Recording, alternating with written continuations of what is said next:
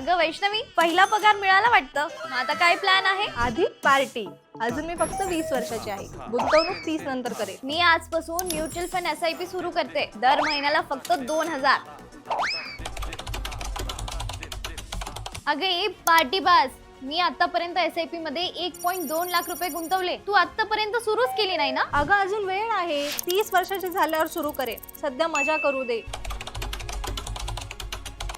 आता माझ्यावर घरच्या जबाबदारी आहे, त्याच्यामुळे मी SIP थांबवत आहे. आतापर्यंत 2.4 लाख रुपये गुंतवली आहे. आता हे पैसे तसेच वाढू दे. काय?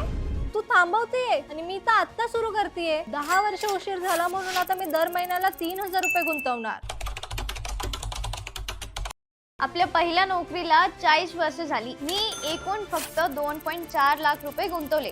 तुझे किती झाले? मी तुझ्यापेक्षा खूप जास्त, एकूण 10.8 लाख रुपये गुंतवले. माझ्या SIP ची किंमत आता 1,38,00,000 रुपये झाली. काय? मी तर 30 वर्ष SIP केली तरी माझ्याकडे फक्त 92.43 लाख. बघ, तू माझ्यापेक्षा 8.4 लाख रुपये जास्त गुंतवले, तरी शेवटी माझ्यापेक्षा 45 लाख रुपये कमी मिळाले. हे कसं शक्य आहे? यालाच कंपाऊंडिंग ताकद म्हणता. मी 10 वर्ष आधी सुरुवात केली, त्यामुळे माझ्या पैशांना जास्त काळ वाढायला मिळाला. अगं तू 30व्या वर्षी SIP थांबवली नसती आणि दरमहा 2000 रुपये सुरू ठेवली असती तर आज 2 कोटींपेक्षा जास्त रक्कम झाली असती. म्हणून तुम्ही पण हिच्यासारखं योग्य वेळेची वाट पाहू नका. पगार वाढल्यावरती सुरू करेन असं म्हणू नका. आजच तुमची पहिली SIP सुरू करा. आणि हा व्हिडिओ महत्त्वाचा वाटला असेल तर बॉसवाला मराठी चॅनलला सबस्क्राईब करायला विसरू नका.